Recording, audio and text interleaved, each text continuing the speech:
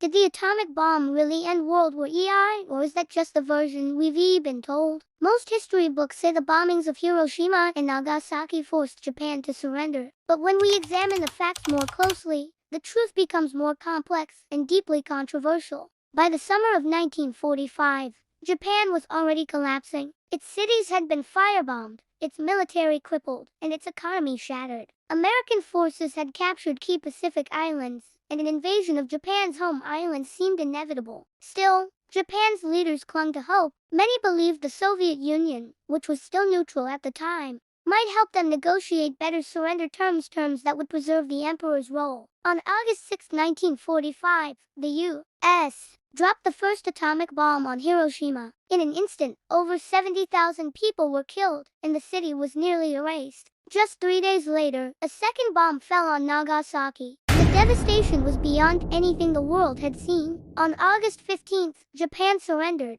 To many, it seemed obvious the bomb ended the war. But wait, between those two bombs, something else happened. On August 8th, the Soviet Union declared war on Japan and launched a massive invasion of Japanese-held territory in Manchuria. This crushed Japan's hopes for mediation and opened a new front they were completely unprepared to fight. Many historians now argue that the Soviet move, not the atomic bombs alone, was the final blow. So why did the U.S. still drop the bombs? Some American leaders believed a full-scale invasion of Japan would cost hundreds of thousands, possibly millions of lives. Others, like General Eisenhower, believed Japan was already beaten and the bomb unnecessary. Still, the U.S. dropped both bombs, not only to end the war, but possibly to send a message to the Soviets as the Cold War began to form. The human cost was unimaginable. Over 200,000 people died from the bombings, many of them civilians. Survivors called Hibakusha faced lifelong radiation sickness, trauma, and social rejection. Cities were destroyed in seconds. The scars, both physical and moral, remain today. So,